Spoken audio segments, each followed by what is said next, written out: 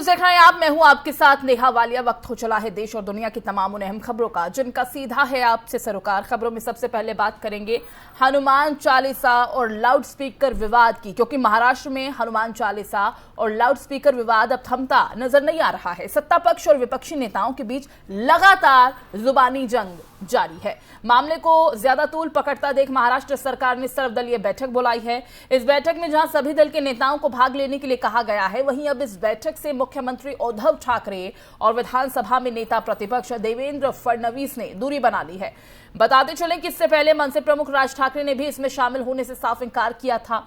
हालांकि मनसे की तरफ से संदीप देशपांडे, बालानंद गांवकर और नितिन सरदेसाई इस सर्वदलीय मीटिंग में शामिल होंगे।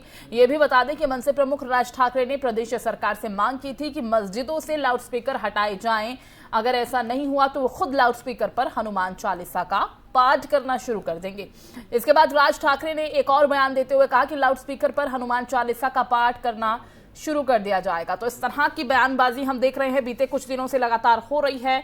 और ये जो मीटिंग आज होनी थी, लाउडस्पीकर पर सर्वदलीय बैठक होनी थी, इस पर सीएम उद्धव ठाकरे वो खुद नहीं पहुंच रहे हैं बैठक में, और साथ ही साथ नेता प्रतिपक्ष देवेंद्र फडणवीस, महाराष्ट्र के पूर्व मुख्यमंत्री, वो भी इस बैठक का हिस्सा नहीं बन रहे हैं। तो तमाम कह सकते हैं बड़े चेहरों ने इस बैठक से दूरी बनाई है। ये मामला लगातार तूल पकड़ता जा रहा है और महाराष्ट्र को लेकर जो षड्यंत्र है वो रचा जा रहा है। इस तरह की बातें शिवसेना सांसद संजय राउत ने भी कही हैं। उन्होंने कहा कि महाराष्ट्र की बदनामी का षड्यंत्र है। अगर आपकी कोई समस्या है तो आप महाराष्ट्र के मुख्यमंत्री, गृहमंत्री से मिलिए, ये उन्होंने कहा है। जिस तरह से किरीट सोमैया मुलाकात करने पहुंचे हैं दिल्ली गृह सचिव भल्ला से, उस मामले पर उन्होंने कहा। एक तरफ ये और दूसरी तरफ लाउड स्पीकर पर जो सर्वदलीय बैठक होनी थी, उस बैठक को लेकर ये बात सामने आ रही है कि उद्धव ठाकरे और साथ ही साथ देवेंद्र फडणवीस, महाराष्ट्र के पूर्व मुख्यमंत्री, उन्होंने इस बैठक से दूरी बनाई है।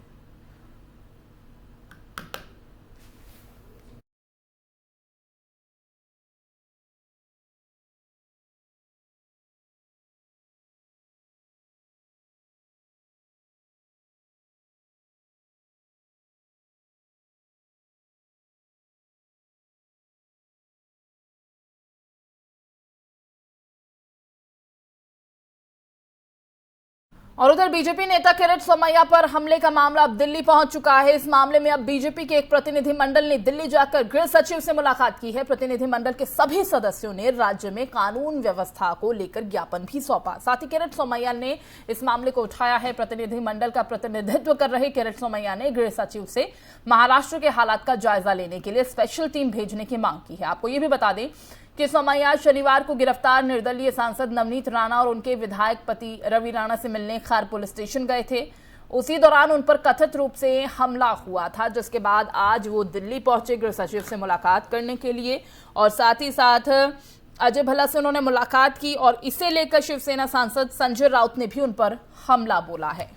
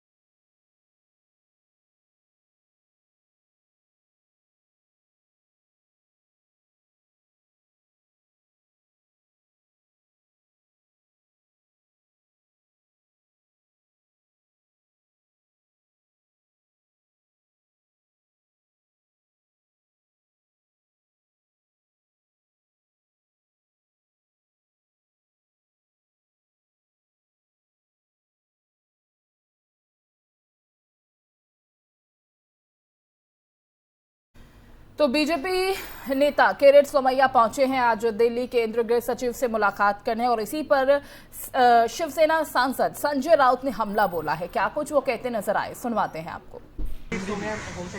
मुझे मालूम नहीं कौन जा रहा है, कोई डेलीगेशन जा रहा है, 2-4 लोग पकड़कर।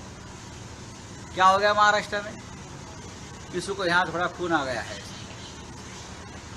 तो राष्ट्रपति शासन लगाने के लिए बस जाइए।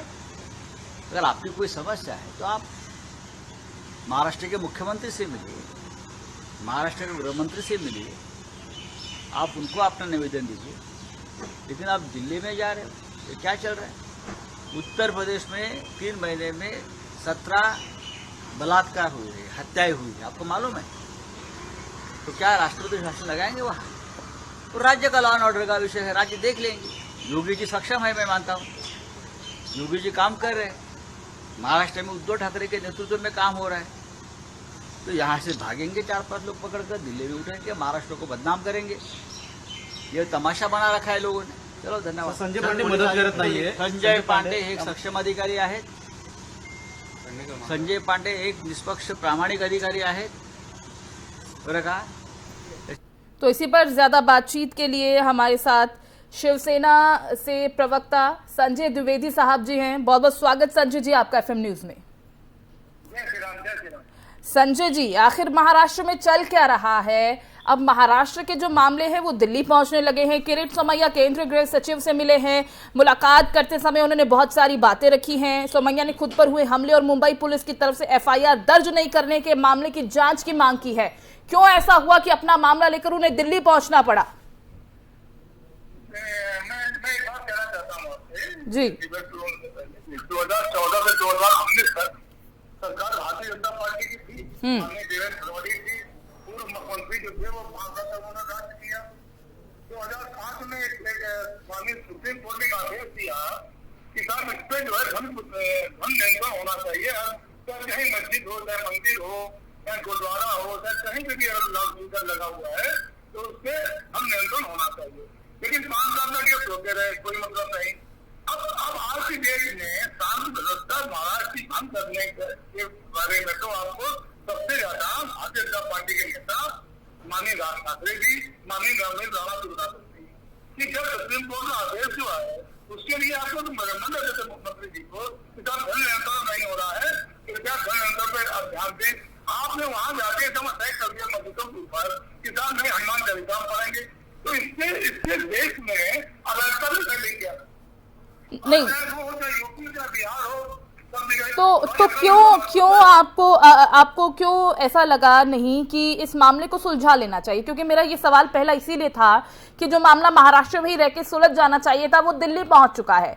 दिल्ली में केंद्रीय गृह सचिव से बातचीत की जा रही है। आपको मैं आपकी प्रतिक्रिया द्विवेदी साहब इस पर जरूर चाहूंगी। जिस तरह का माहौल इस वक्त महाराष्ट्र में बन चुका है, हनुमान चालीसा और लाउड स्पीकर पर जो विवाद चल रहा है, नहीं लगता आपको कि धर्म के नाम पर राजनीति हो रही है, महाराष्ट्र के माहौल को बिगाड़ने की कोशिश हो रही है? और कौन इसमें गुनाहगार है? क्योंकि हर कोई आरोप प्रत्यारोप इस वक्त कर रहा है।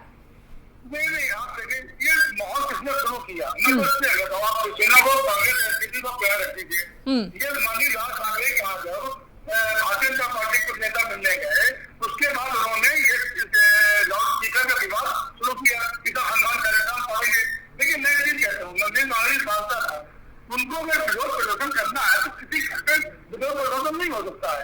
आपको सुंदरकांड का पाठ करना है, हनुमान चालीसा मैं भी रोज पढ़ता हूँ, सुंदरकांड का पाठ करना घर पे करिए। हमने बुलाइए माननीय उद्धव ठाकरे जी को, मुख्यमंत्री जी को। ये कोई मतलब नहीं होता हम वापस के बाद हम सब हनुमान चालीसा का पाठ करेंगे, तो ये तो तुमने गलत है ना। नहीं द्विवेदी साहब, हम इसके फेवर में भी नहीं है, हम इसके फेवर में भी नहीं है। हम खुद ये बात कह रहे हैं कि धर्म के नाम पर माहौल बिगाड़ने की कोशिश क्यों की जा रही है? अगर लाउड स्पीकर को लेकर कोई मसला था भी, कोई समाधान था भी, तो उसका आपसी बातचीत से समाधान क्यों नहीं निकाला गया? क्यों फिर इस तरह की बातें हुई कि हनुमान चालीसा पढ़ी जाएगी, अगर लाउड स्पीकर नहीं हटाए जाते तो हम लाउड स्पीकर पर हनुमान चालीसा पढ़ेंगे? इतना विवाद आखिर बढ़ा ही क्यों? क्यों पहले ही नहीं समस्या का समाधान किया गया? नहीं ठीक, मैं इसीलिए पूछ रही हूँ कि लाउड स्पीकर के विवाद को पहले ही क्यों नहीं सुलझा लिया गया कि बात इतनी बढ़ गई? हनुमान जी ने जो बीजेपी नेता पीछे से खेल रहे थे, अब बीजेपी नेता सामने आ गए हैं, अब सामने खेल रहे हैं। तो जो सवाल वातावरण बिगाड़ने का काम है वो भारतीय जनता पार्टी कर रही है। उनको ध्यान रखना चाहिए इस चीज को। द्विवेदी साहब ठीक है, मैं ये भी आपसे जरूर पूछना चाहूंगी कि आज जो सर्वदलीय बैठक बुलाई गई है, जो पूरा ये माहौल खराब हो रहा है, लाउड स्पीकर को लेकर जो तमाम तरह की गाइडलाइंस का भी जिक्र हो रहा है कि आज लागू की जा सकती हैं, तो इसे लेकर उद्धव ठाकरे ने इस बैठक से दूरी बनाई है, वो इस बैठक में शामिल नहीं हुए। नहीं उधर माननीय मुख्यमंत्री जी ने कोई दूरी नहीं बनाई है। दूरी बनाने का ये लोग कर रहे हैं, ये दूरी बनाने का कर रहे हैं, दूरी बनाने का ये लोग कर रहे हैं। नहीं तो वो इस नहीं, उनका इन्वॉल्वमेंट इस बैठक में जरूरी नहीं था, उनका इस बैठक में शामिल होना जरूरी नहीं था। हेलो, हाँ बोलिए। संजय जी, मैं बोल रही हूँ कि क्या उनका इस बैठक में शामिल होना जरूरी नहीं लगा उन्हें? मैं द्विवेदी हूँ, मैं फोन कर रहा हूँ। हेलो द्विवेदी साहब, आप सुन पा रहे हैं? मेरा सवाल आपसे ये है कि आपका क्या कहना है इस पर? क्यों उद्धव ठाकरे जी को इस बैठक में शामिल होना जरूरी नहीं लगा? क्यों उन्होंने दूरी बनाई इससे? नहीं, मुझे एक चीज बता दीजिए, आप जो भी बता दीजिए कि उत्तर प्रदेश में भी लाउड स्पीकर बज रहे हैं। लेकिन उसके लिए फैसला लिया गया ना, योगी सरकार ने उसके लिए फैसला लिया। मैं वही बता रहा हूँ आपको ना जी, 17 साल बाद जो है 2005 में जजमेंट आया था, 2014 से 2019 तक जो है सरकार किसकी रही? भाजपा शिवसेना गठबंधन सरकार रही। तो जो माननीय भारतीय जनता पार्टी के मुख्यमंत्री देवेंद्र फडणवीस जी, उन्होंने उस 2005 का जो सुप्रीम कोर्ट का आदेश था उसकी अवमानना की, उन्होंने उसको लागू नहीं कराया उन्होंने। अब 2.5 साल अब उनको याद आई कि जब उसको मामला धन प्रदूषण हो रहा है, तो ये इसकी गलती किसकी है? अगर सरकार इनकी ना रही होती भारतीय जनता पार्टी की, तो मैं कह सकता हूँ इनकी सरकार नहीं थी, इनकी मजबूरी थी। तो ये तो विपक्ष में है, विपक्ष में आपकी बात उठाता ही है, तो इनको पसंद है इसके पास ना। चलिए ठीक है। अभी संजय जी सरकार किसकी है? संजय जी, अभी सरकार किसकी है? अभी सरकार किसकी है? तो अभी किसका कर्तव्य है या किसका ये इनिशिएटिव होना चाहिए कि प्रदेश का माहौल एक बार फिर सामान्य हो? मैं वही आपसे कह रहा हूँ, जो होना है वो तो ऑलरेडी हो चुका है। ठीक है संजय जी, लेकिन मेरे सवाल का जवाब आपने अभी नहीं दिया। संजय जी, मेरे सवाल का जवाब मिल नहीं पाया है कि आखिर खुद मुख्यमंत्री ने इस बैठक से दूरी क्यों बनाई है? वो खुद इस बैठक में शामिल क्यों नहीं हुए आज?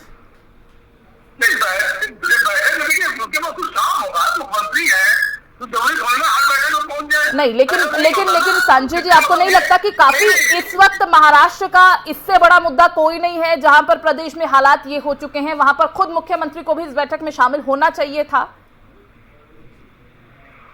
नहीं, देखिए ये आप नहीं जा सकते ना, मुख्यमंत्री जो चलिए ठीक है, इसमें कोई बात से कोई ऐसी कोई बात थोड़ी ना है। ठीक है संजय जी, कोई कम में जा रहा है, ऐसा थोड़ी ना है। ठीक है संजय जी। जो माहौल भारतीय जनता पार्टी को बिगाड़ दिया गया महाराष्ट्र का, उसके लिए भारतीय जनता पार्टी है, उनको देखना चाहिए इस मामले में क्यों मार दिया उन्होंने। आज भी मैंने कहा तो होना चाहिए। तो मैं तो शुरू से नहीं कह रहा हूँ, पहले दिन से कह रहा हूँ, ये सब इसलिए काम हो रहा था। सुशांत सिंह राजपूत की अपने गया है, उसमें हो गया, अब एनसीबी चला गया, इसका गिरेगी वाला मामला है, वहाँ ये बैठा हुआ है, अब तीसरी बार हो रहा है। अरे सरकार चली, सरकार क्यों गिराई जाती है भाई? अब तो मिठाई खरीदो, जैसे मनोरंजन में मिठाई खरीदे, मिठाई खरीदे आपने बिहार में सरकार गिरा के जनता बंद होती, तो आज इससे सरकार वहाँ गिराई जाती है। इस तरह का माहौल बना के सरकार गिराए तो जनता से देख रही क्या कि माहौल खराब कौन कर रहा है? ठीक है, मैं आपकी जानकारी के लिए बता दूं कि देवेंद्र फडणवीस पूर्व मुख्यमंत्री इस वक्त पीसी कर रहे हैं और उनका ये साफ तौर पर कहना है कि जिस तरह का ये पूरा सियासी ड्रामा रचा जा रहा है वो गलत है। महाराष्ट्र में पुलिस का गलत इस्तेमाल हो रहा है, वो यहाँ तक कह रहे हैं पुलिस प्रशासन का गलत इस्तेमाल किया जा रहा है। और मैं आपको बता दूं कि सोमैया पर हमले को लेकर बीजेपी की शिकायत का भी वो जिक्र कर रहे हैं और सवाल पूछ रहे हैं कि हनुमान चालीसा पढ़ना क्या राजद्रोह है? देवेंद्र फडणवीस ये सवाल उठा रहे हैं। नहीं, तो देवेंद्र जी कह रहा कि हमने कराया था। आज हमारी एक जो एनसीपी जो नेता है उन्होंने कहा था प्रधानमंत्री निवास में हनुमान चालीसा पढ़ना चाहते हैं, उनको इजाजत देंगे? अगर नहीं वो है तो उनको इजाजत नहीं। इसी को लेकर वो पूछ रहे हैं, लेकिन वो तो सुनिए, देवेंद्र फडणवीस पुलिस प्रशासन पर भी सवाल उठा रहे हैं। वो कह रहे हैं कि आप गलत तरीके से इस्तेमाल कर रहे हैं उनका। नहीं, इसमें ज्यादा कोई नहीं कर सकता। मैं बिल्कुल बता दूं, वो तो कह रहे हैं कि पुलिस की ओर में गुंडागर्दी हो रही है। संजय जी, वो ये तक कह रहे हैं कि पुलिस की आड़ में गुंडागर्दी हो रही है सरेआम। हाँ, तो मैं बता दूं, क्योंकि वो ईडी है, सीबीआई है, एनसीबी है, आईटी है, इसको अपने अंडर में रखे हुए हैं। तो जाते जाते बीजेपी काम करा रहे हैं, उनको महाराष्ट्र के मुख्यमंत्री कह रहे हैं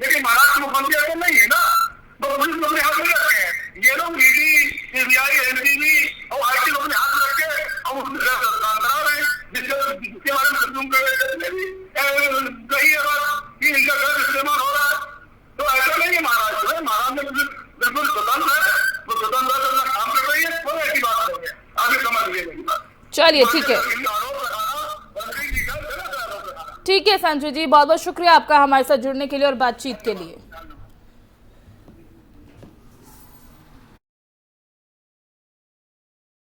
बढ़ता जा रहा है और इसी पर देवेंद्र फडणवीस कुछ सवाल उठा रहे हैं। उनका ये कहना है कि जिस तरीके से पुलिस प्रशासन का इस्तेमाल हो रहा है वो गलत तरीके से हो रहा है, उसकी ओट में उसकी आड़ में गुंडागर्दी हो रही है। और साथ ही साथ हनुमान चालीसा को लेकर वो कह रहे हैं कि क्या हनुमान चालीसा पढ़ना राजद्रोह है, गलत है। और इसी बीच आपको ये भी बता दें कि केंद्रीय गृह सचिव अजय भल्ला से बीजेपी नेता किरीट सोमैया मुलाकात करने पहुंचे। उस पर शिवसेना सांसद संजय राउत ने हमला बोला। सोमैया ने खुद पर हुए हमले और मुंबई पुलिस की तरफ से एफआईआर दर्ज नहीं करने के मामले की जांच की मांग की थी। सोमैया ने गृह सचिव भल्ला से मामले की जांच के लिए एसआईटी बनाने को भी कहा है। और शिवसेना सांसद संजय राउत ने कहा कि महाराष्ट्र की बदनामी का षड्यंत्र है। अगर आपकी कोई समस्या है तो आप महाराष्ट्र के मुख्यमंत्री, गृह मंत्री से मिलिए। उत्तर प्रदेश का भी जिक्र किया कि 3 महीने में 17 दुष्कर्म और हत्याएं हुई तो वहां राष्ट्रपति शासन लगाएंगे क्या? संजय एक सक्षम अधिकारी है। राउत कहते हैं कि 2 से 4 लोगों का डेलीगेशन दिल्ली पहुंचा। ऐसा क्या हुआ महाराष्ट्र में? किसी का हल्का सा खून बहा है? अगर आपको कोई समस्या है तो महाराष्ट्र के मुख्यमंत्री से मिलिए, लेकिन आप दिल्ली जा रहे हैं। इस तरह के सवाल उन्होंने उठाए हैं। तो ये पूरा विवाद अभी थमने का नाम नहीं ले रहा।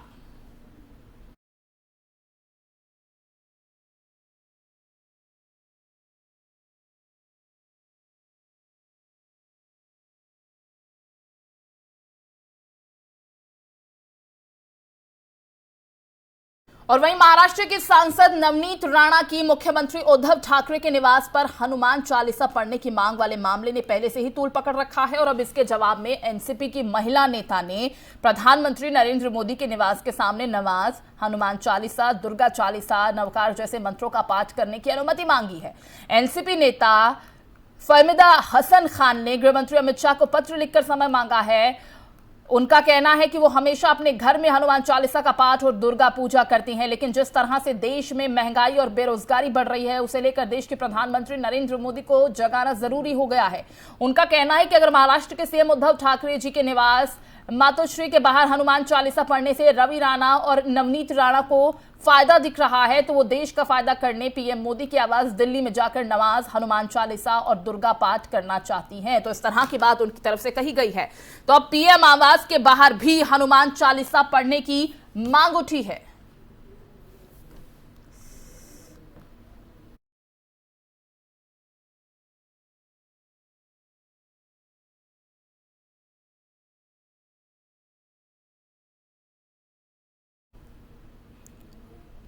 तो आपको बता दें कि हनुमान चालीसा को लेकर पैदा हुआ विवाद अब और ज्यादा तूल पकड़ रहा है। इस पर खूब सियासत होती दिखाई दे रही है। इस मामले को लेकर अब मुंबई से दिल्ली तक सियासी बवाल देखने को मिल रहा है। एक तरफ जहां निर्दलीय सांसद नवनीत राणा और उनकी पत्नी रवि राणा इस समय मुंबई की जेल में बंद हैं, तो वहीं दूसरी तरफ बीजेपी नेता किरीट सोमैया ने केंद्रीय गृह सचिव अजय भल्ला से मिलकर अपने ऊपर हमले की, उन्हें पूरी जानकारी दी, महाराष्ट्र के कानून व्यवस्था पर सवाल खड़े किए। और कुछ ही देर पहले अभी देवेंद्र फडणवीस अपनी बात रख रहे थे तो उन्होंने ये भी कहा कानून व्यवस्था को लेकर कि पुलिस प्रशासन का गलत इस्तेमाल हो रहा है, उनकी आड़ में गुंडागर्दी हो रही है। इस बीच राष्ट्रवादी कांग्रेस पार्टी की कार्यकर्ता फहमिदा हसन ने केंद्रीय गृह मंत्री अमित शाह को चिट्ठी लिखकर प्रधानमंत्री आवास के बाहर हनुमान चालीसा के साथ धार्मिक पाठ करने की इजाजत मांगी है। इन्होंने इस पत्र में लिखा, मैं फहमिदा हसन खान कांदिवली मुंबई महाराष्ट्र से आपसे निवेदन करती हूं कि मुझे देश के प्रधानमंत्री नरेंद्र मोदी के आवास के बाहर हनुमान चालीसा, नवकार मंत्र, गुरु ग्रंथ और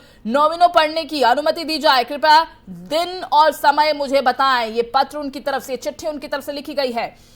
फहमिदा हसन ने कहा कि पीएम मोदी जी के आवास के बाहर सर्वधर्म प्रार्थना करने के लिए इजाजत मांगी है, क्योंकि अगर इस तरीके से हम हिंदुत्व और जैनिज्म जगा सके तो ये अच्छी बात है। उन्होंने आगे कहा कि ऐसा करके अगर हमारे देश को कोई फायदा पहुंचा सकता है, जैसे महंगाई कम हो पाए, बेरोजगारी कम हो सकती है और देश की भुखमरी खत्म हो सकती है, तो ऐसा होना चाहिए। गौरतलब है कि पूरा विवाद 3 हफ्ते पहले उस समय शुरू हुआ था जब महाराष्ट्र के बड़े त्योहार गुरु पर्व के दौरान राज ठाकरे ने सबसे पहले हनुमान चालीसा का जिक्र किया। उस दौरान उन्होंने अगर मस्जिदों के ऊपर लाउडस्पीकर नहीं हटाएंगे कहा, जिससे अजान दी जाती है, तो उसके बाद उनके कार्यकर्ता मस्जिदों के सामने हनुमान चालीसा का पाठ करेंगे। और इसके बाद राज ठाकरे ने फिर एक अन्य सभा में 3 मई तक लाउडस्पीकर मस्जिदों से हटाने का अल्टीमेटम दिया था, जिसके बाद ये पूरा मामला अब तूल पकड़ता नजर आ रहा है। खूब सियासत भी इस मामले पर हो रही है और अब मुंबई से दिल्ली तक सियासी बवाल देखने को मिल रहा है। और इसी बीच फहमिदा हसन का ये चिट्ठी, उनकी ये चिट्ठी आप टीवी स्क्रीन पर इस वक्त देख रहे हैं और इसी चिट्ठी में अनुमति मांगी गई है प्रधानमंत्री नरेंद्र मोदी के आवास के बाहर हनुमान चालीसा पढ़ने की, नवकार मंत्र, गुरु ग्रंथ और नौविनों पढ़ने की अनुमति उन्होंने मांगी है और कहा है कि कृपया मुझे दिन बताएं, मुझे समय बताएं।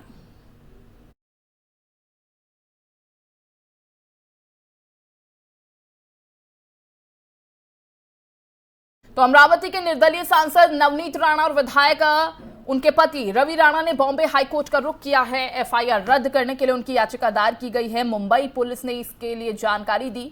उद्धव ठाकरे निवास मातोश्री के बाहर हनुमान चालीसा पढ़ने के लिए अड़ी निर्दलीय सांसद नवनीत राणा और उनके विधायक पति रवि राणा की रात जेल में कटी। जेल जाने से पहले दोनों की कोरोना जांच की गई। आपको ये भी बता दें कि मुंबई पुलिस ने निर्दलीय सांसद नवनीत राणा को यहां भायखला महिला जेल में स्थानांतरित कर दिया, जबकि उनके विधायक पति रवि राणा को कड़ी सुरक्षा के बीच पड़ोसी नई मुंबई की तलोजा जेल ले जाया गया। राणा दंपति पर आईपीसी की धारा 15A और 353 के साथ साथ बॉम्बे पुलिस एक्ट की धारा 135 के तहत एफआईआर दर्ज है और सबसे बड़ी धारा 124 यानी राजद्रोह की धारा उन पर लगाई गई है।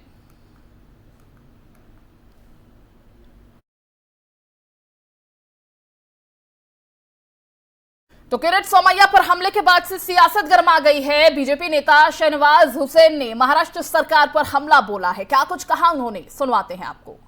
सरकार तुगलक की सरकार बन गई है।